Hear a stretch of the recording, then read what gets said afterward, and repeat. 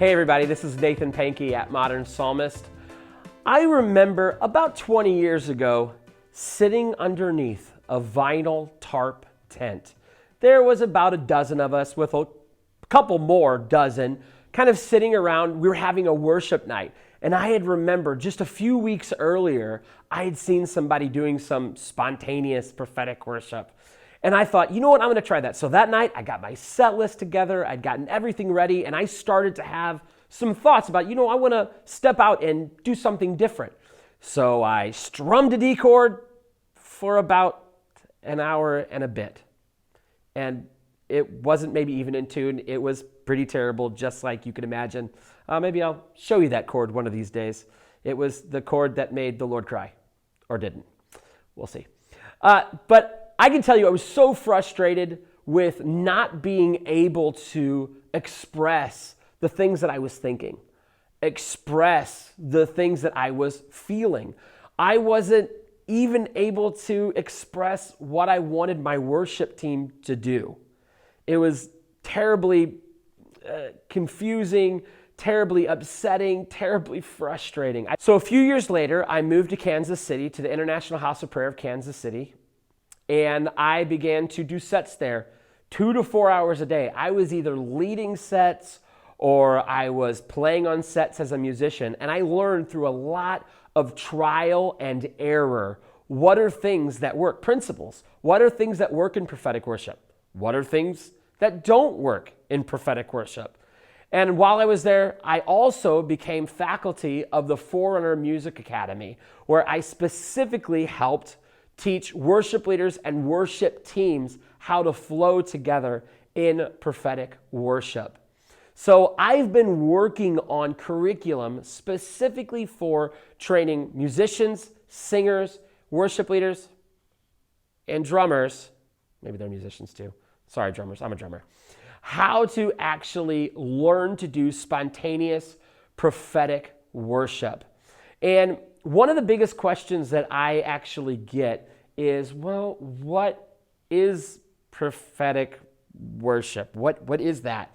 So let's just go through maybe a couple phrases, a couple words, and talk about what those things even mean. First, let's talk about the easy ones. Let's talk about praise and worship. Throughout the Bible, we know just through the types of Hebrew words and Greek words that praise is something that we can see. It's clapping, it's dancing, it's jumping, it's shouting, it's waving our hands. It's all these things. It's things that you and I can see that physically have to happen. Whereas worship is something that's more internal. You're not going to be able to see it. It's your internal posture. So I always say praise is the external posture, and worship is the internal posture of your heart. So both of them together, I'll pretty much be using those kind of synonymously, back and forth, praise, worship, worship, praise. But I'm talking about the act of actually singing to the Lord while having a heart posture bent towards Him, worshiping Him, bowing down, giving our will to His. So we have worship and we have praise. The next one is prophetic. This one is a little bit more nebulous, but also I feel like there's not a word that's more, in some ways, divisive. Meaning there's people that want to argue about it. There tends to be lots of fights about this word prophetic. What is it? What isn't it? So I want to talk about spontaneous and prophetic, and I'm going to kind of use those two words sort of synonymously as well, together. So the first thing we have to realize is the first place that we ever even see the word prophet or prophecy ever used is in the book of Genesis. In the book of Genesis, we see this used. It's talked about with Abraham. And the word there actually means a prophet is someone who is inspired. Now, Webster, in the old dictionary, not the modern dictionary, but the old dictionary, he used to use the phrase, he would say an inspiration or inspired is someone whose mind or heart or whatever is breathed on by the Holy Spirit. So inspiration is us having the Holy Spirit blow His wind upon our mind. It's Him breathing on our mind, breathing on our heart. It's him breathing into something. So whenever we hear this word prophet, the first place it's ever used is a prophet is an inspired person, an inspired man. So a person who the Lord is breathing on them. He's breathing on them. So we have to really be first just super clear about that it's God breathing on something. Okay, so praise and worship is used synonymously. It's us actually singing to the Lord, whatever to the Lord. And then prophecy is us being inspired. So as we go on through the Bible, we can see like in Numbers 11, this is another great story. So the story is that God tells Moses, hey, I want you to bring the elders of all of the tribes up to the mountain to meet with me, and I'm going to take your spirit and put it into them. But one of the most interesting things happens while they're eating and talking, they all begin to be inspired and begin to prophesy, speak by inspiration. They begin to do that. And while they're speaking with inspiration, there's a few guys that kind of lagged behind back at the camp, and they're actually beginning to speak inspired as well. They're prophesying. They're speaking by inspiration of the Spirit. And then Joshua sees this and goes, oh man, Moses, I don't know, man. These guys they're prophesying. Should they be doing that? And Moses says this thing, also being inspired by the Holy Spirit. He speaks this thing and he gives this groan. I can just imagine this is what it's like. He says, oh, I wish that all God's people were prophets. We know that if Moses said this by inspiration of the Holy Spirit, this is not a cry that's in the heart of Moses. This is a cry that was in the heart of God. The heart of God was, oh, that I wish all people would be inspired by me. That all people would let me breathe on their minds. They would let me breathe on their hearts. They would let me breathe and inspire them and move through them. And we can also see, if you go on, I'm going to talk more in depth as we go on in other videos and other places. But one of my other favorite things was in 1 Chronicles 25. I love this. God gives David a clear game plan on what to do, how he wants to be worshiped, all this stuff.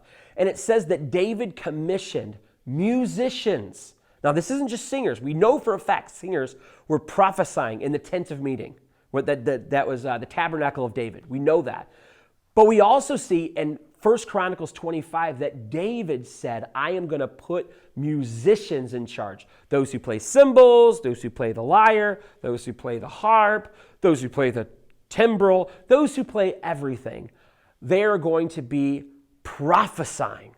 It says, I charge them to prophesy on their instruments by giving thanks and praise to God. So, and I also see that, that's Old Testament, Nathan. What about New Testament?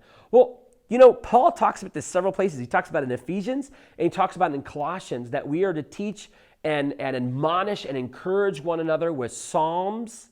We know what those are. Those are psalms. Hymns. Those are just already known church songs. What are your songs? And lastly, he uses this third one. He says spiritual songs, but that word actually is songs of the Spirit. Songs of inspiration. Songs that the Lord is just breathing on us at this moment, and we're singing them out. This is biblical. I've heard lots of people say different things, but we have psalms, hymns, and spiritual songs. And Paul puts these all on the same spiritual level, the same anointed level, the same level with one another. The same place we'd put psalms, hymns, spiritual songs, we need these things to edify and encourage one another. So, praise and worship is our external and internal. The prophetic worship, our spontaneous prophetic worship, is us as singers and musicians being inspired by the Holy Spirit, hearing. And I use the word getting an impression. I could get a picture, I could get a word, I could get a Bible verse, a feeling, a song, whatever it is. I'm getting an impression from the Holy Spirit. And my job as a spontaneous prophetic musician, I like to say a modern psalmist, is to give expression to the impressions. I'm going to say that again. Our job is to give expression to the impressions. So you're probably asking the questions right now, just like I did 20 years ago. well, how do I do it? Like, great, I want to do this. I know, I've talked to so many people over the years that have this heart in them that go, I want to be this musician that can flow in the Spirit. I want to be this person that can, I use that word flow, but I want to be somebody that can actually do this. And you're like, well, how? How can I do it? And who can do it? That kind of thing. And I just want to tell you that be on the lookout. I am sending another video just like this one. We're going to talk a little bit more about this. So this is what I want you to do. I want you to go to Instagram. I want you to go to Facebook. I want you to go to YouTube. Go to modernpsalmist.com. Go there. Leave a comment. Share this to your friends. Get them signed up on the mailing list. I want to be sharing this information with you. Hey, I'll see you later. Bye.